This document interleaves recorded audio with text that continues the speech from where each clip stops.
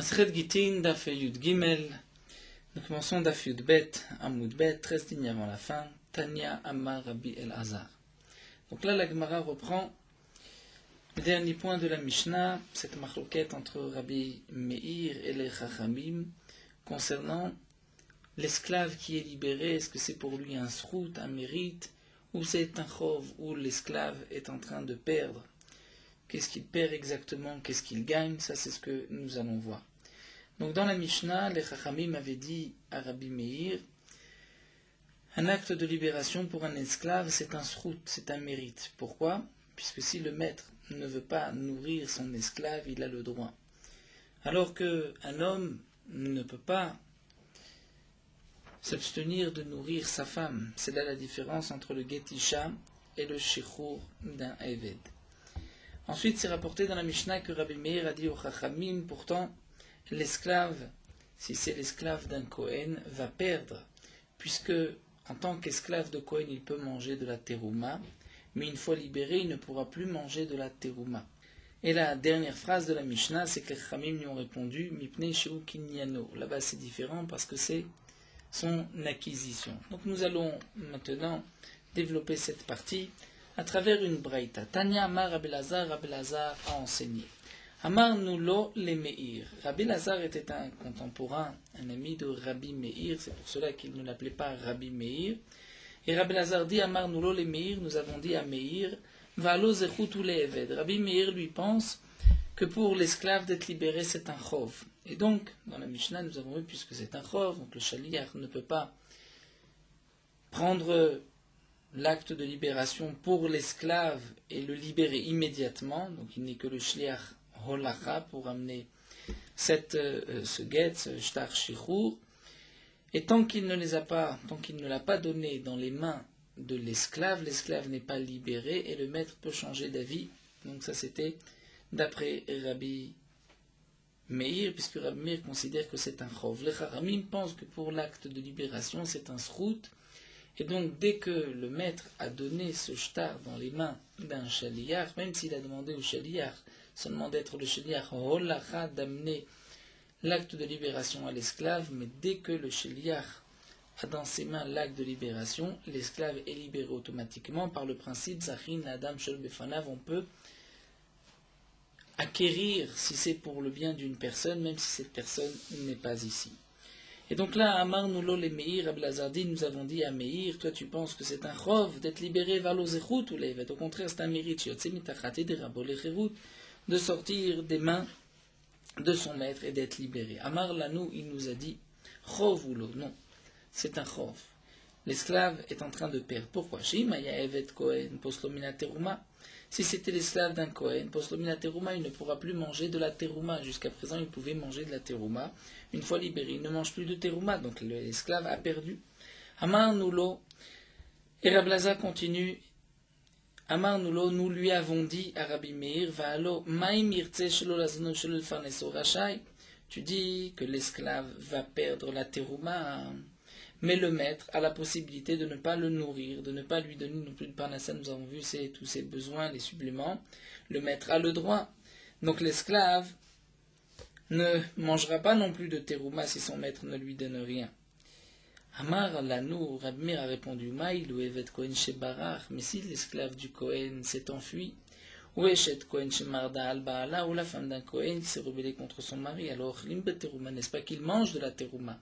Un esclave qui s'est enfui peut manger de la terouma, comme nous explique la Gemara par la suite. Il peut donc manger, demander de la terouma. Dans quelles conditions, comment on lui donne, ça c'est une autre souga. Est-ce qu'on peut donner à un esclave de la terouma betagranot? Mais l'esclave peut manger de la terouma parce qu'il est l'esclave d'un Kohen. Donc c'est vrai que le maître ne va pas le nourrir, il a la possibilité de ne pas le nourrir comme Rabbi Meir. Comme les Chachamim m'ont dit à Rabbi Meir, malgré tout, Rabbi Meir dit, mais l'esclave peut s'enfuir et peut manger de la terouma là où il se trouvera. Vezé nochel, alors que celui qui est libéré ne peut pas manger. Donc d'après Rabbi Meir, c'est considéré comme un chov. Et pour Rabbi Meir, de ne pas manger de la terouma, c'est un chov, puisque l'esclave aurait pu manger ailleurs, Et donc, ce n'est pas pour l'esclave un mérite. Aval Isha, Chov Oula. Aval Isha, mais la femme.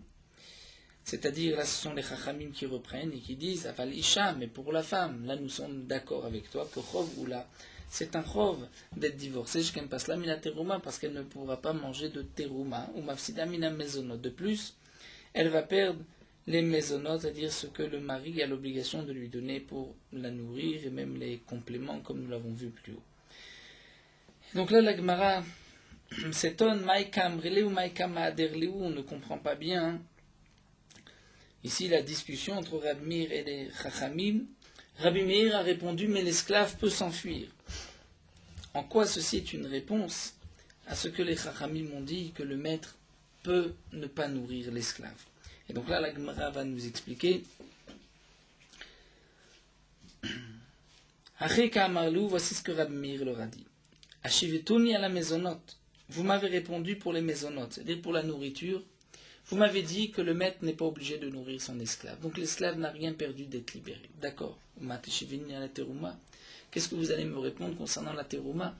Puisque tant qu'il n'était pas libéré, il pouvait manger de la terouma. Une fois libéré, il ne peut plus en manger. Veritimrou, et donc Rabbi continue et dit, si malgré tout, vous voulez me répondre que Ibaez arikle gita ou pasille, si le maître a jeté un get shechur dans les quatre amotes, les quatre côtés de l'esclave, il est libéré, comme nous verrons encore par la suite. Et donc à ce moment-là, l'esclave ne pourra plus manger de la terouma. Donc Rabbi Meir dit au Chachamim, qu'est-ce que vous allez me répondre concernant la terouma? Si vous me dites, mais le maître peut lui jeter son acte de libération et ainsi l'empêcher de manger de la terouma, alors Rabbi Meir répond, Shavik le ve'arik vazil la alma. Le esclave peut laisser, peut s'enfuir et peut aller ailleurs et manger de la terouma. Donc Rabbi Meir continue à poser la question au Chachamim, mais concernant la terouma, vous ne m'avez rien répondu, puisque tant que l'esclave était Kohen, il pouvait manger de la terouma, une fois libéré, il ne peut pas manger de la terouma, donc c'est un chov. Alors le terouma, n'est-ce pas qu'un esclave qui s'est enfui peut manger de la terouma? Donc là, le fait de l'avoir libéré, il ne mangera pas, c'est un chov. Donc ça, c'est ce que Rabbi Meir a répondu au Chachamim. Donc là, Gemara nous a expliqué à travers les mots de la Braïta qu'il y avait là une discussion sur plusieurs points. D'abord, donc les Chachamim considèrent que c'est un srout, un mérite pour l'esclave d'être libéré. Rabbi Meir dit non, ce n'est pas un srout, puisque lorsqu'il est libéré, le maître ne va plus lui donner à manger. Les Chachamim répondent, mais même en tant qu'esclave, le maître n'est pas obligé de le nourrir. Le maître peut dire, je ne te nourris pas. Rabbi Meir reprend et dit, c'est vrai, pour les maisonnotes, vous m'avez répondu, mais malgré tout, en tant qu'esclave, il pouvait manger de la terouma. Les Chachamim veulent répondre et dire, mais pour la terouma, de toutes les manières, le maître peut jeter le guet dans les quatre coudées, le libérer, ainsi il ne mangera pas de terouma. Et Rabbi Meir reprend et dit non. C'est vrai qu'il peut jeter le guet, mais l'esclave a aussi la possibilité de s'enfuir et de manger de la terouma là où il voudra. Donc, le fait d'être libéré l'empêchera de manger de la terouma. C'est pour Rabbi Meir un chov. Et donc là, nous n'avons pas vu encore la réponse des Chachamim. C'est pour cela que la Gemara nous dit Shapir Kamar Lehu. Effectivement, Rabbi Meir a bien répondu aux Chachamim. Qu'est-ce que les Chachamim vont répondre? Amar Rava, Rava nous dit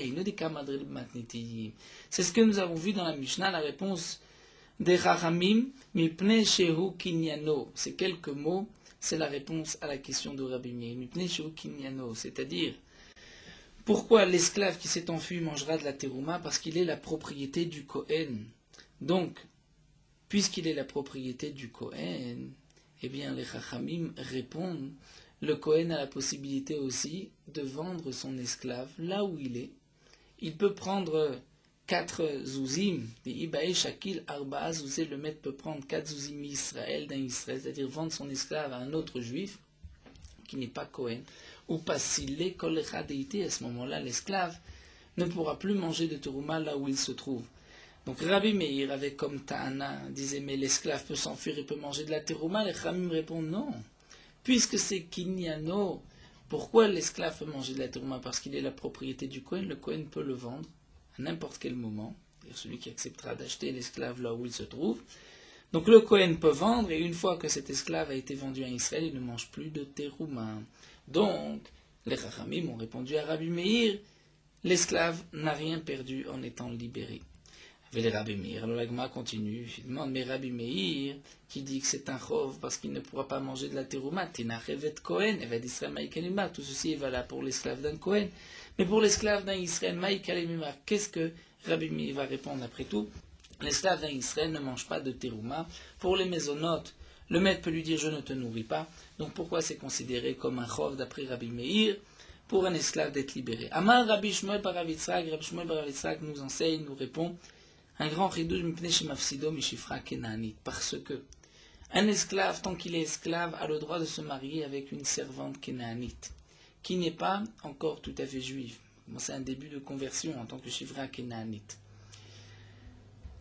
Lorsqu'il était donc esclave, il pouvait se marier avec cette shifra kenaanite, mais une fois libéré, il ne peut plus épouser une shifra kenaanite.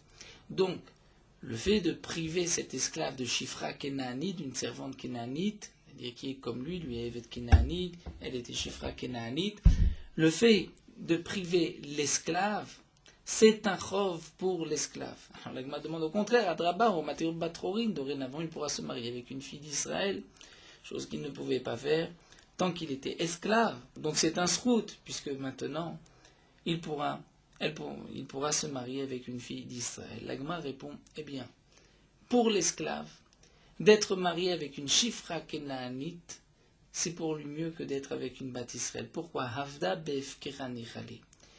L'esclave préfère le hefker, c'est-à-dire sans aucune limite, n'est presque à la limite de la débauche, zilale, shrichale, peritzale.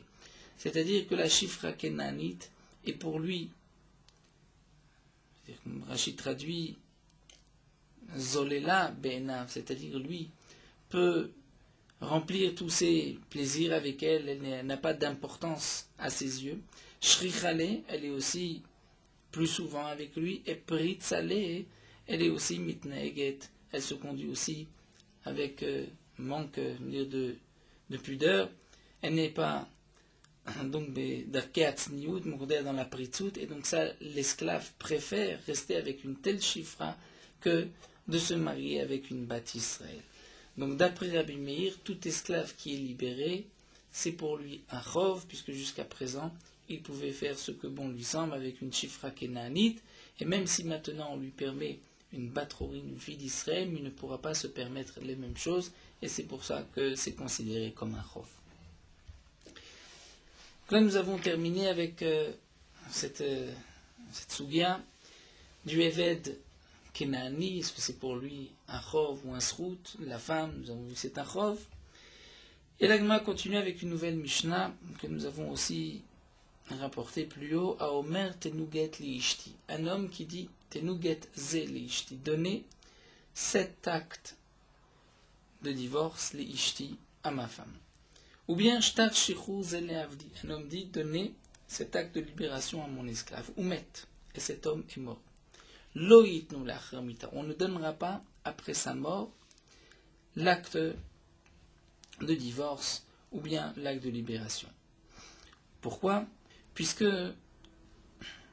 il n'y a pas de shtar lachar mita après la mort.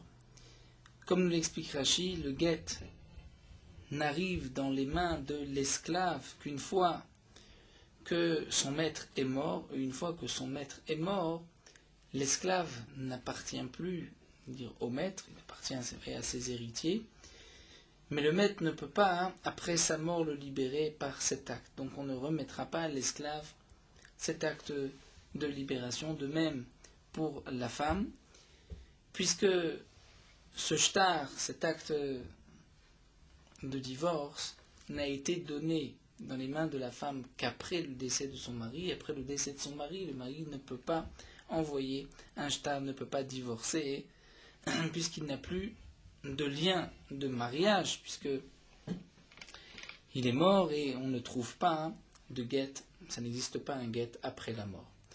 Et Rashi précise que même d'après les Chachamim, qui nous disent que pour un esclave, nous avons vu plus haut, c'est un srout, et donc dès que le shliach a dans les mains l'acte de libération, il est libéré, donc pourquoi on ne pourrait pas le remettre après tout à l'esclave après la mort, puisqu'il a déjà été donc libéré. Rashi nous explique, puisque c'est marqué dans la Mishnah Tnu Get Ze, c'est-à-dire que le maître, le maître ou le mari a dit, vous donnerez cet acte-là, donc après sa mort, il ne l'a pas encore donné, il ne l'a pas remis dans les mains du shliach, il a dit cet acte de libération, vous le donnerez, et ensuite il est mort, donc là on ne donnera pas, puisqu'on ne peut pas, une fois qu'il est mort, libérer son esclave de cette manière. Mais c'est vrai que d'après les Chachamim, si le maître avait donné à un shliach cet acte, avait dit tu remets cet acte à mon esclave, même si le maître est mort entre-temps, l'esclave a été libéré. Donc Tosfot a d'autres explications aussi, mais nous gardons ce point-là d'après Rashi. La Mishnah termine Tenu mané le ish pluni, umet itnu lacharmita. Si un homme dit donner une somme d'argent, un mané, une pièce à un tel, et il est mort, c'est-à-dire celui qui voulait donner est mort, on donnera malgré tout après sa mort. Nous verrons dans la Gemara exactement la raison de cette Mishnah. Amar Rav Yitzchak bar Shmuel bar Marta Mishnah de Rav. Rav Yitzchak bar Shmuel bar Marta nous enseigne le nom de Rav. C'est-à-dire dans quel cas, ce que nous avons vu dans la Mishnah, que lorsqu'un homme a dit donner telle pièce manée à un tel, et que cet homme est mort, on lui donnera après la mort. C'est seulement lorsque la pièce est rassemblée et posée dans un coin de la maison.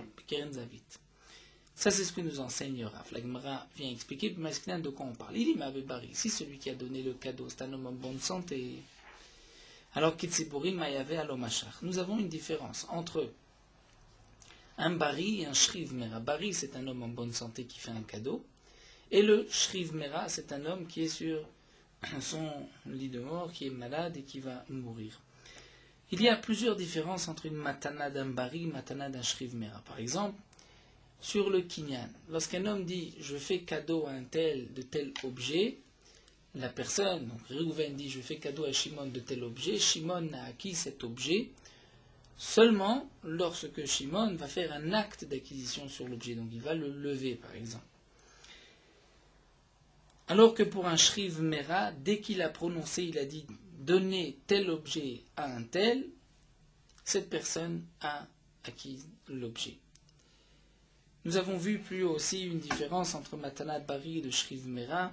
Lorsqu'un homme donne ses biens en tant que Shriv Mera, si ensuite il retrouve sa santé, il récupère tous ses biens, puisqu'on considère qu'il a voulu donner en pensant qu'il allait mourir. Si il ne meurt pas, il reprend tout. Alors qu'un Bari, une fois qu'il a donné, puisque si ensuite il veut reprendre, c'est qu'il change d'avis, mais ce n'est pas qu'il pensait mourir et qu'il a donné dans cet esprit. Donc là, la Gemara s'étonne. Nous avons vu dans la Mishnah que si un homme dit, Réhouven dit, donnez à Shimon mané, un mané, on donnera même si Réhouven est mort. Rav nous explique que c'est seulement dans le cas où le mané est posé dans un coin de la maison. Alors de quoi on parle? Si c'est un bari, un homme qui est en bonne santé, si Réhouven est en bonne santé, quitte c'est pour une maïave, même si c'est rassemblé dans un coin de la maison. Maïave, ce n'est pas pour autant qu'on devra donner le mané par la suite, halo machar, puisqu'il n'y a pas eu de la part de Shimon une meshira, c'est-à-dire un kinyan, un acte d'acquisition. Vela beshriv mera, donc si on parle d'un shriv mera d'un homme qui va mourir, alors maïret siburin, pourquoi parler que cet argent se trouve dans un coin, qui est un siburim namé, même si l'argent ne se trouve pas rassemblé dans un coin, posé dans un coin, on devra aussi donner des Akai Malan, puisque nous avons appris des vrais Shriv Mera, les paroles d'un Shriv Mera. Lorsqu'un Shriv Mera dit je donne tel objet à un tel, c'est comme si ça avait été écrit et donné. Donc le Shriv Mera, il n'y a pas de différence si c'est Tsabour ou pas. Amar Rav Zvid, donc là nous allons avoir deux réponses, celle de Rav Zvid et celle de Rav Papa. Rav Zvid nous répond le Olam Bebari. On parle d'un bari, d'un homme qui est en bonne santé. Ugde Ravuna Amarav. Comme l'enseigne Ravuna au nom de Rav Rav nous enseigne, Réhouven dit à Shimon, tu me dois un mané, tu me dois de l'argent, mané libiyatra, j'ai un mané chez toi. Ce mané, tu vas le donner à Lévi. Si il y a 3 personnes, lorsque les 3 personnes sont présentes, c'est-à-dire celui qui veut faire le cadeau, ce Réhouven, Shimon qui a l'argent de Réhouven et Lévi qui va recevoir ce cadeau de Réhouven, cet argent de Réhouven. Donc si les trois sont présents, Kana il a acquis. Nous verrons quelle est la raison de cette halakha, pourquoi Bemahamat Shlashtam on est collé lorsqu'il y a trois personnes. Mais ça c'est une halakha que la Gemara nous dira plus tard, Kmbeli Ta'ama, sans raison. Les Chachamim ont institué cela, nous verrons pourquoi, mais il n'y avait pas de raison de Kinyan ici. Donc notre Mishnah, on parle dans ce cas-là, on parle d'un homme qui est en bonne santé et qui dit, devant trois personnes, donnez telle pièce, telle somme à un tel. On donnera après sa mort. Pourquoi ? Puisque dès qu'il a dit, donnez cette somme à un tel, puisqu'il y avait trois personnes, ce un tel a acquis cette pièce, mais à condition que cet argent se trouve posé dans un coin. Ça c'est la condition, le din de Mahamat Shloshtan. Ça c'est la réponse de Rav Zvid. Nous reprendrons bien sûr cette halakha de Rav, cet enseignement de Mahamat Shloshtan. Rav Papa lui va expliquer notre Mishnah d'une autre manière. Leolam b'shriv mera, on parle d'un shriv mera, d'un homme qui va mourir. Si cet homme va mourir, alors pourquoi l'argent doit se trouver dans un keren zavid, dans un coin de la maison, même si cet argent se trouve n'importe où? Puisque le shriv mera, c'est comme s'il a dit et donné, donc dès qu'il dit donner telle somme à un tel, on doit donner. La Gemara répond que des dar de Rav. Rav Papa répond d'après un autre enseignement de Rav, d'Amarav, Rav a dit shriv mera shamat nu mane les plunim nechasai. Si un shriv mera a dit donner un mané à un tel de mes biens, tout dépend. Manézé notnim, s'il dit donner 7 pièces d'argent, on donnera. Mais manestam, si le shriv mera a dit manestam, donner un mané, en notnim, on ne le donnera pas. Chayshinan, shema mané kavur kama. On craint que peut-être cet homme a voulu donner le mané qui était enterré. Peut-être qu'il avait dans un endroit un mané, une somme, une pièce, qui se trouvait enterré à un endroit précis, et donc c'était de ce mané auquel il faisait allusion, et donc lorsqu'il n'a pas précisé manézé, on ne devra pas donner, puisque c'est peut-être le mané qui est enterré. Mais la halakha nous dit l'agma, on ne craint pas qu'il y avait un mané qui est enterré. Donc là nous avons deux réponses. Reprenons. Nous avons vu dans la Mishnah, lorsque Réhouven dit donner à un tel, on va l'appeler Lévi, donner à Lévi, ou à Shimon, donner à un tel un mané, et que Réhouven est mort, on donnera après la mort de Réhouven. Rav vient préciser à condition que cet argent se trouve posé dans un coin. La Gemara s'étonne, est-ce qu'on parle d'un bari, d'un homme en bonne santé? C'est un homme en bonne santé, même si c'est dans un coin, il faut faire un kinyan. Si cet homme est mort, on ne peut pas faire de kinyan après sa mort, donc on ne donnera pas à ce Shimon, à ce Plouni, cette somme. Si c'est un shriv mera, un homme qui va mourir, là, même si ce n'est pas posé dans un coin, on devra donner, puisque le shriv mera, les Khamim ont institué que tout ce qu'il dira, on doit l'accomplir, c'est comme ça avait été fait pour qu'un homme puisse mourir en toute tranquillité. Que l'homme soit sûr que ce qu'il a exigé sera fait après sa mort. Donc nous avons deux réponses. Rav Zvid explique qu'on parle d'un homme en bonne santé, et il a donné un mané b'mahamat shloshtam devant trois personnes, et là il y a une condition, il faut que ce mané se trouve dans un coin.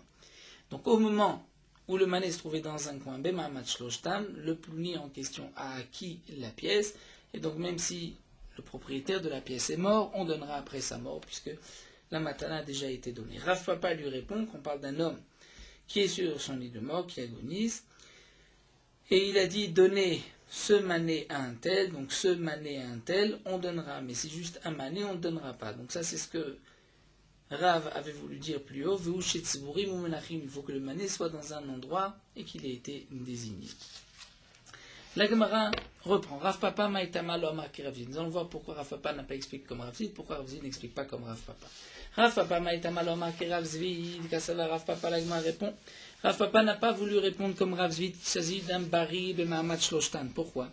Ki amarav loshna b'milve v'loshna b'pikadon. Parce que Rav Papa pense que ce que nous a enseigné Rav, il n'y a pas de différence si c'est une milva ou si c'est un picadon. C'est-à-dire, il n'y a pas de différence si c'était un prêt ou si c'était un objet qui avait été déposé en gage. Est-ce que nous avons vu le din de Mahamad Shloshtan, Mané libéatrat nous lit, c'est-à-dire tu me dois un mané, j'ai chez toi un mané. Jusqu'à présent, on a compris j'ai chez toi un mané parce que je l'ai laissé en dépôt chez toi, et donc maintenant tu vas le donner à un tel. Donc c'est vrai qu'on avait dit qu'il faut que ce soit tsiborim, c'est-à-dire désigné dans un coin, puisqu'on parle d'un mané que j'ai laissé en dépôt chez toi.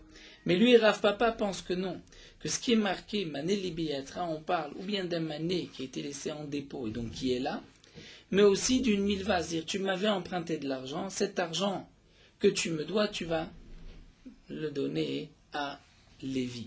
Et donc, puisque même pour la milva où l'argent n'est pas là, Lévi est connu Bemahamat Shloshtan, donc on ne peut pas faire la différence de Tzvurim, de dire seulement si c'est dans un coin, puisqu'une milva n'est jamais dans un coin. Donc c'est pour cela que Rav Papa ne peut pas répondre comme Rav Zvid.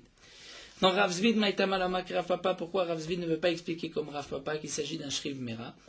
Rav Zvid répond, parce que l'homme itukmi matni b'Shriv Mera, il ne veut pas dire que la Mishnah nous parle de Shriv Mera parce qu'on ne peut pas expliquer d'après Rav Zvid la Mishnah dans un Shriv Mera. Mimai, quelle est la preuve? Midi katane, puisque c'est marqué Omer Tnugadzeli, Shtiv Shtar Shechuzele Avdi Umet, Loït Nunachar Mita. Nous avons vu au début de la Mishnah que lorsqu'un homme dit donner cet acte de divorce à ma femme ou cet acte de libération à mon esclave, si cet homme est mort, on ne le donnera pas après sa mort. Et donc la Gemara nous dit Tama Demet, on peut déduire du début de la Mishnah qu'on parle dans le cas où cet homme est mort. Ah, mais Chaim Notnim, s'il était vivant, on donnerait. Tama de Amartnu. Et pourquoi on doit donner? Parce qu'il a dit Tnu, allo Amartnu. Mais s'il n'avait pas dit Tnu, donner, En Notnim, on ne donnera pas. Et donc c'est là la preuve qu'on ne parle pas d'un Shriv Mera. Parce que si on parle d'un Shriv Mera, le Shriv Mera, même lorsqu'il n'a pas dit Tnu, donner, on va écrire et donner. Et Shriv Mera, Falbgav de lo Amartnu Notnim. Pour le Shriv Mera, cet homme qui va mourir, même s'il n'a pas dit nous, on donne. Dites-nous comme c'est marqué. Barishona au début, Ayom avait l'habitude de dire Ayotse Bakol, un homme qui va être tué par les autorités, il a été condamné à mort. Vamar, il a dit Kitvu get li ishti, écrivez un get, un acte de divorce à ma femme. Dans le cas où cet homme va mourir sans laisser d'enfant, donc sa femme devra faire le yiboum. Et cet homme ne veut pas que sa femme fasse le yiboum, il veut la libérer du yiboum, donc il va demander qu'on écrive un get à sa femme. Mais il n'a pas dit donner le get. Eh bien, arelo yirtivu veitlu, on va écrire et donner le get. Pourquoi? Donc bien sûr, on donnera avant sa mort. On ne peut pas donner le get après sa mort, mais on donnera, pourquoi nous explique Rashi, puisque cet homme-là sait qu'il va mourir, donc il n'a pas terminé de dire tnou, mais c'est comme s'il avait dit nous. Chazrou le mal, Khamim on dit par la suite, même celui qui prend la mer et qui va donc dans un long voyage, il traverse la mer, ou celui qui sort dans le désert, avec une caravane, dans le désert, dans ce cas-là, cet homme-là aussi craint peut-être qu'il va mourir, même s'il dit quitte-vous, get, écrivez un get, il est préoccupé par son voyage, c'est comme s'il avait dit nous. Et Rabbi Shimon Jilzuri Omer Afar Mesoukan, même un homme qui est dans le danger, comme un Shriv Mera, s'il dit quitte-vous, c'est comme s'il avait dit nous. Donc la Gemara nous explique pourquoi Rav Zvid n'a pas voulu expliquer comme Rav Papa qu'est-ce que la Mishnah nous parle d'un Shriv Mera, parce que, nous explique Rav Zvid, la Mishnah ne peut pas être expliquée d'un Shriv Mera. Le début de la Mishnah, c'est marqué donner un get à ma femme, si cet homme est mort, on ne donnera pas. Mais si cet homme n'est pas mort, on donnera. Pourquoi? Parce qu'il a dit nous. Si vraiment on parle d'un Shriv Mera, même s'il n'a pas dit nous, puisque d'après Rabbi Shimon Shizuri, même le Mesoukan qui dit juste quitte vous écrivez, on donnera. Donc c'est la preuve qu'on ne parle pas d'un Shriv Mera, bien que la Gemara reprend Dilma. Oman matkifla Ravashi pose la question Oman nani malan matnim Rabbi Shimon Shizuri, Dima Rabbanani, qui t'a dit que la Mishnah c'est Rabbi Shimon Shizuri, peut-être que ce sont les Chachamim, mais donc tu n'as pas de preuve que le Mishnah ne parle pas d'un Shriv Mera. Donc là, nous allons reprendre le din de Mahamad Shloshtam. Donc nous allons résumer ce que nous avons vu. Dans la Mishnah, nous avons vu une différence entre un acte de divorce et Tenumane les Pluni. Un homme qui dit « Donnez cet acte de divorce à ma femme » et cet homme est mort, on ne donnera pas après sa mort l'acte de divorce. Il n'a pas nommé de Shliach, il n'y avait pas de Shliach Kabbalah qui va recevoir l'acte de divorce ou l'acte de libération, et donc on ne pourra pas divorcer sa femme après sa mort. Lorsqu'un homme dit, Rouven dit, donnez à Shimon cette pièce, Mané, dit cette pièce, une pièce à Shimon, et Réhouven meurt, on donnera à Shimon. Rav précise à condition que l'argent se trouve dans un coin.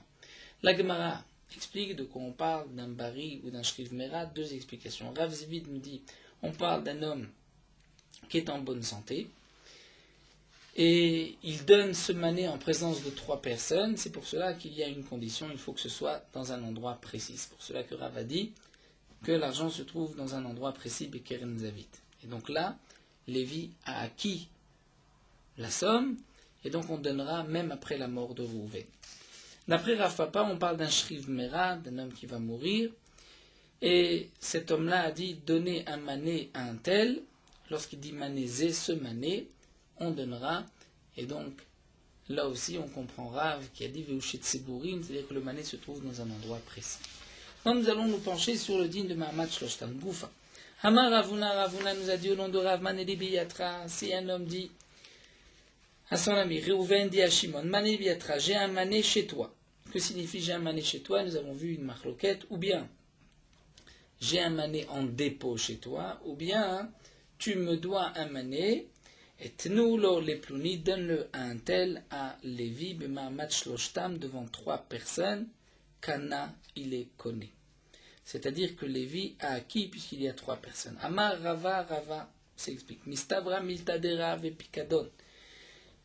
C'est logique de dire que cet enseignement de Rav qu'on les connaît, b'ma'amat shloshtam, c'est seulement si l'argent qu'avait Réhouven chez Shimon, c'était un dépôt. Ava b'milva, mais si c'était un prêt, non. Et la Gemara reprend va Elohim, Amara va faire le b'milva. Mais la vérité, c'est que Rav, comme une chevoie, comme si on jure, Rav a dit même pour une milva, même si Shimon n'a pas l'argent dans sa main, chez lui, sous la main, mais c'était donc une somme qui avait été empruntée. Réhouven dit à Shimon, tu me dois de l'argent, cet argent tu donneras à Lévi. S'il y a 3 personnes, Lévi a acquis automatiquement. Itmar Name Amar Shmuel, Mishme de Lévi, nous avons aussi cet enseignement de Shmuel de Lévi, Malveli Beyatra, j'ai un prêt chez toi dans tes mains, Tenou lo les plouni, donne-le un tel, Bemamat Shoshtan devant 3 personnes Kana. Veta Mama, il demande la Gemara, et pourquoi? Pourquoi, nous explique Rashi, pourquoi Milva, dans une Milva, il est connu.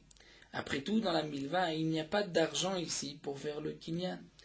C'est de l'argent qui a été prêté, donc il n'est déjà plus là. Amar Amimar. Amimar répond à ce que Omerlo Beshaat Matan Maot, c'est comme s'il lui avait dit, au moment où il lui a donné l'argent, où il lui a prêté, il lui a dit, regarde, Shavadana lecha leditra ou l'école de Atou Mahamatra. C'est-à-dire que dorénavant, c'est comme si, lorsque Réhouven a prêté à Shimon une somme, c'est comme si Shimon avait dit à Réhouven, je suis, donc mes biens, tout est, je m'hypothèque, je me soumets à toi, et à tout celui qui viendra de ta part. Et donc, lorsque Réhouven va lui dire ensuite, le mané que je t'ai donné, tu vas le donner à Lévi, eh bien, au moment du prêt, Shimon était déjà engagé vis-à-vis de Lévi, vis-à-vis de toute personne qui viendra de la part de Réhouven. Et donc, même si c'était un prêt, il est quand même engagé puisqu'il a été Meshabed, il doit donner à Lévi. Mais Amarle Ravashi dit à Amimar, Ravashi dit à Amimar, si c'est ainsi, si la raison pour laquelle il est connu Bemamat Shoshtan, même une milva, c'est parce que le lové Shimon, au moment où il prend le prêt, il se soumet à Réhouven et à tout celui qui viendra de la part de Réhouven. Alors, si c'est ainsi, si Réhouven dit à Shimon, le mané que je t'ai prêté, tu vas le donner à Lévi. Mais Lévi est une personne qui vient de naître, qui est née après le prêt. Est-ce que dans ce cas-là, Shimon s'était engagé? Shimon ne s'est pas engagé. Shimon s'est engagé vis-à-vis de Réhouven et vis-à-vis de toute personne qui viendra au nom de Réhouven, mais de toute personne qui est déjà vivante à ce moment-là, au moment du prêt. Donc, dit Ravashi, si toute la raison, pourquoi pour une milva devant 3 personnes, Shimon doit payer à Lévi, parce que Shimon s'est engagé vis-à-vis de Réhouven, vis-à-vis de toute personne qui viendra de la part aussi de Réhouven. Si c'est ainsi, lorsque Réhouven donne à Lévi, mais Lévi n'était pas né au moment du prêt, Normalement, dans ce cas-là, Shimon ne s'est pas engagé vis-à-vis de Lévi. Puisque même d'après Rabbi Meir d'Amar qui a dit Adam Makni Davar Shelo Baolam, nous savons que d'après Rabbi Meir, un homme peut acquérir une chose qui n'est pas encore de ce monde. Comme par exemple, un homme peut vendre les fruits d'un palmier, les fruits qui ne sont pas encore sortis, ou ce qui restera, ce qui va monter dans le filet du pêcheur. Mais Rabbi Meir a dit tout cela à Nemili les Davar Sheyeshno Baolam seulement lorsque on va faire acquérir ce qui n'est pas encore dans ce monde, mais un homme qui est dans ce monde, qui est là. Aval Davar Sheyeshno Baolam lo. Mais un homme qui n'est pas encore de ce monde, dire faire acquérir lorsqu'il naîtra, ça c'est impossible. Donc là aussi, même d'après Rabbi Meir, on ne peut pas comprendre pour les Noladim. Donc reprenons, nous avons vu cet enseignement de Rav. Réhouven va à Shimon et lui dit, j'ai en dépôt chez toi un mané, tu vas le donner à Lévi. S'il y a 3 personnes, Mahamad Shloshtam, 3 sont là, Shimon devra donner à Lévi. Lévi a déjà acquis. Et même si Réhouven meurt, Shimon devra donner à Lévi. Ça, c'est lorsque le mané est en dépôt. Mais si c'était un prêt, on a vu que c'est une marloquette et que l'Agma nous dit que Rav, même dans ce cas-là, a dit que Lévi a acquis. L'Agma essaye de comprendre pourquoi. L'Agma répond parce que c'est comme si au moment du prêt, Shimon s'était engagé et avait soumis, hypothéqué, c'est bien, s'était engagé vis-à-vis de Réhouven et vis-à-vis de toute personne qui viendra au nom de Réhouven. Mais là, demande Rav Ashi, si c'est ainsi, il ne s'est pas engagé vis-à-vis de ceux qui ne sont pas encore nés, puisque même d'après Abnir, on ne peut pas être Makdav Hashmulam à celui qui n'est pas encore né. Et là, Rav Ashi. Alors Rav Ashi va expliquer, ben malve, eshana le malva, chadasha, gamar ou mishabid nafshe. En vérité, jusqu'à présent, le prêt, cet argent que devait Shimon à Réhouven, c'était un vieux prêt. Lorsque Réhouven dit à Shimon, cet argent que tu me dois, tu vas me donner à Lévi. Donc d'une certaine manière, Réhouven permet de rallonger la durée du prêt. Et cet ana'a, ce profit qu'a Shimon, d'avoir gagné encore un peu de temps, puisqu'il ne va pas remettre l'argent dans les mains de Réhouven, mais à Lévi, eh bien par cela, Gamar ou Meshabel Nafshi, à ce moment-là, il s'engage à donner vis-à-vis de Lévi, c'est-à-dire de celui qui vient de la part de Réhouven, et donc il y a là un kinyan, c'est-à-dire il se soumet, et il doit donc donner à Lévi, même après la mort de Réhouven. Mais Amarle, Huna, Mar Bere de Rav Nechemia de Ravashi, Huna, Mar le fils de Rav Nechemia de Ravashi, là, mais Atas, c'est ainsi. Kegon l'année de Bar Eliashiv. Les gens de cette famille de Bar Eliashiv, qui était un homme fort, une famille d'hommes puissants, fort, des kafté et chaklé les alta, que eux, lorsqu'ils voulaient reprendre leur argent, ils attachaient la personne, ils la frappaient, ils prenaient immédiatement l'argent. Est-ce que dans ce cas-là, on dira qu'eux aussi n'ont pas, dans ce cas-là, ils n'ont pas acquis, puisqu'il n'y a pas cette ana'a des kamishtané, puisque eux, de toute manière, se servent rapidement, prennent dès qu'ils veulent. C'est-à-dire que, Rachid nous explique, si ce Lévi était lui un homme fort qui ne va pas attendre, dire dès qu'il a entendu que Réhouven a dit à Shimon, tu donneras cette somme à Lévi, Lévi va venir tout de suite et va prendre l'argent de chez Shimon. Donc là, Shimon n'a rien gagné, il n'a pas gagné un rallongement au prêt, puisque ce Lévi va lui prendre immédiatement. Est-ce que dans ce cas-là, il n'est pas connu, puisqu'il n'y a pas cette ana'a? Mais si tu dis que oui, c'est ainsi, donc tu donnes tes paroles, les shiurim, pour mesure, tu diras pour lui. C'est comme ça, pour un autre c'est différent, et donc on ne s'en sort pas. Il faut qu'il y ait une règle qui soit pour tout le monde la même. Et là, Amar Marzoutra, et donc là nous terminons, l'Agma nous dit, voici la raison du din de Mahamad Shloshtam Anetlat Milé. Ces 3 enseignements, nous dit Marzoutra, Shavinu Rabbanan Kilcheta Belotam Alechamim ont décidé et ont rendu ces 3 halachot que nous allons voir comme des halachot sans raison. Chadaha. La première, c'est celle-ci. Pourquoi, lorsque Réhouven dit à Shimon, l'argent que tu me dois, tu vas la donner à Lévi. Pourquoi Lévi a acquis immédiatement cet argent et que même si Rouven meurt, Shimon devra donner à Lévi? Ça, c'est comme une halakha sans raison. Mais sûr, pourquoi les Chachamim ont agi ainsi? Rachid nous explique, c'était pour ne pas, les Chachamim n'ont pas voulu déranger la personne d'aller chercher vers des kinyanim. Donc les Chachamim ont dit, on va à Bema'amat Shloshtam, lorsque les trois sont là, on va pouvoir donc faire cet acte, ce moyen d'acquisition. Mais comment ce moyen d'acquisition marche, ça c'est une halakha belitama. Le fait de dire, l'argent que tu me dois, tu la donnes à Lévi, Lévi a acquis immédiatement. Quels sont les deux autres halakhot qui sont sans raison? Ve'edar damar Rabbi Damar Shmuel, ce que nous a enseigné Rabbi Damar Shmuel, à kotev komechasav leishto lo asay la potrapia.